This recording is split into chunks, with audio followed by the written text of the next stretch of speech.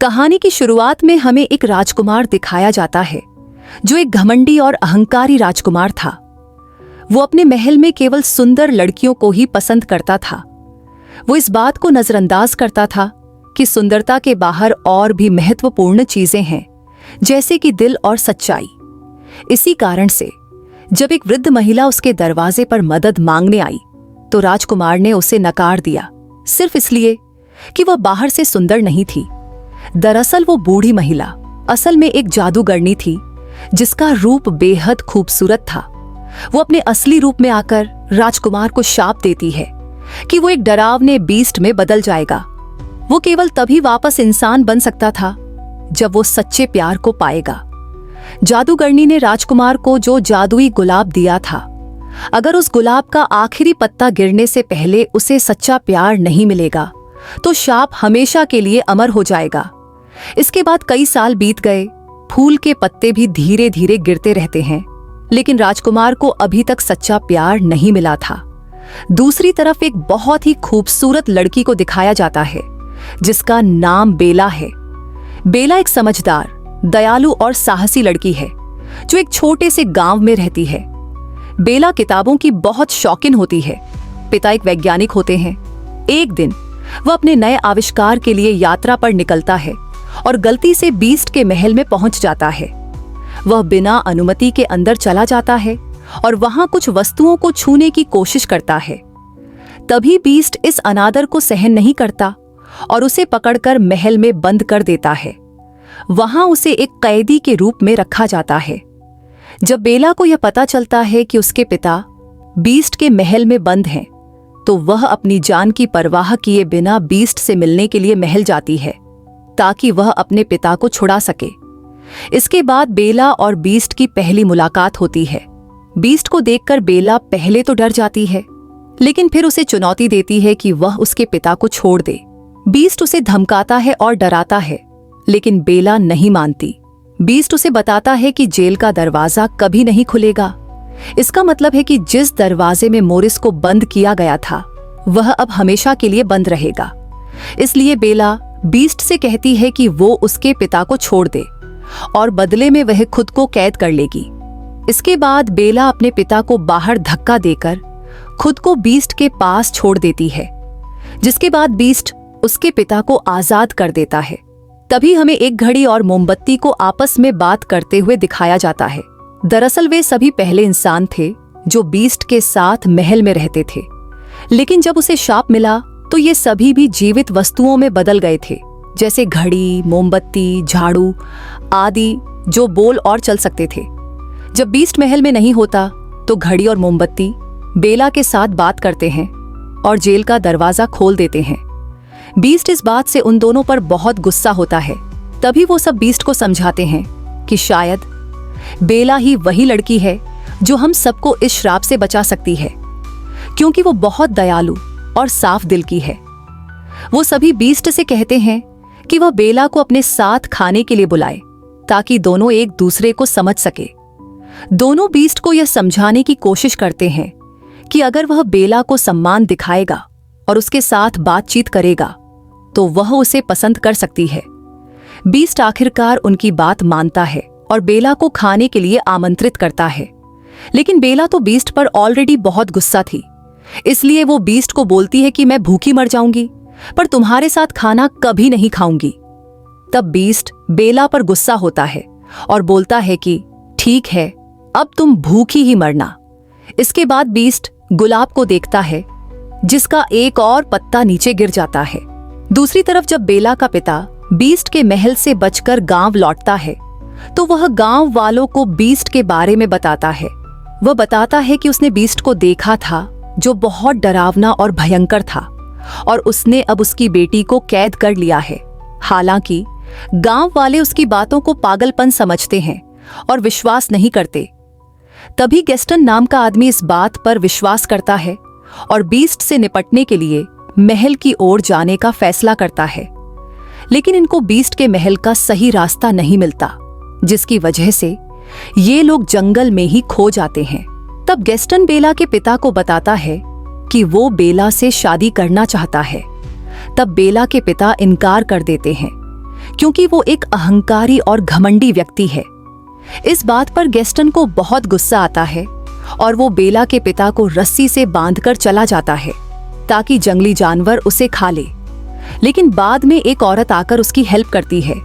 दूसरी तरफ बेला गुलाब को देखती है और उसे टच करती है, जिससे बीस्ट बहुत गुस्सा होता है और वो उसके ऊपर चिल्लाता है और उसे महल से निकलने के लिए बोल देता है। जब बेला घोड़े पर महल छोड़कर अपने पिता के पास जा रही होती है तो जंगल में भेड़िए उस पर हमला कर देते हैं। उसी समय बीस्ट वहां पहुंच जाता है और भेड़ियों से लड़कर बेला की जान बचाता है। लेकिन भेड़ियों से लड़ते हुए बीस्ट बुरी तरह घायल हो जाता है। बेला जो पहले महल से लौटने की सोच रही थी, बीस्ट की हालत देखकर अपना मन बदल लेती है। वह बीस्ट की मदद करने और उसकी देखभाल के लिए उसे वापस महल ले जाती है। इसके बाद वो उसकी देखभाल करती है। इस दौरान बेला और बीस्ट के बीच बातचीत शुरू होती है और बेला उसे बताती है कि उसे प्यार मोहब्बत की किताबें पढ़ना बहुत पसंद है। तभी बीस्ट को यह जानकर आश्चर्य होता है और वह उसे अपने महल की विशाल लाइब्रेरी दिखाने का फैसला करता है। लाइब्रेरी में हजारों किताबें होती हैं और बेला इसे देखकर बहुत खुश हो जाती है। अब बेला और बीस्ट के बीच धीरे धीरे दोस्ती हो जाती है। बीस्ट बेला को अपने साथ डिनर के लिए राजी करता है। तब बेला देखती है कि वह अपने पंजों से खाना उठाने की कोशिश करता है, जिससे बेला की हंसी छूट जाती है। बाद में वह उसे ठीक से खाना सिखाने की कोशिश करती है। बीस्ट और बेला महल के बाहर बर्फ में समय बिताते हैं। इस दौरान वे बर्फ के गोले बनाकर एक दूसरे पर फेंकते हैं। बीस्ट, जो आमतौर पर बहुत गुस्सा रहता है, पहली बार हंसता और खेलता हुआ दिखता है। आखिरकार बीस्ट को बेला से प्यार हो जाता है, लेकिन अब वो इसका इजहार बेला से कैसे करे। अब सभी वस्तुएं बेला और बीस्ट को डांस करने के लिए बोलते हैं। बीस्ट, जो पहले काफी झिझक महसूस करता है, खुद को अच्छे से तैयार करता है। वह एक खूबसूरत नीले रंग की पोशाक पहनता है। दूसरी तरफ बेला भी एक शानदार पीले रंग का गाउन पहनती है, जो उसकी सुंदरता को और बढ़ा देता है। बीस्ट थोड़ा नर्वस होता है क्योंकि उसे डांस करना नहीं आता। वो झिझकते हुए बेला के सामने हाथ बढ़ाता है और बेला भी मुस्कुराकर उसका हाथ थाम लेती है। मानो बेला भी अब बीस्ट को पसंद करने लगती है। बेला महसूस करती है कि बीस्ट एक खतरनाक जानवर नहीं है।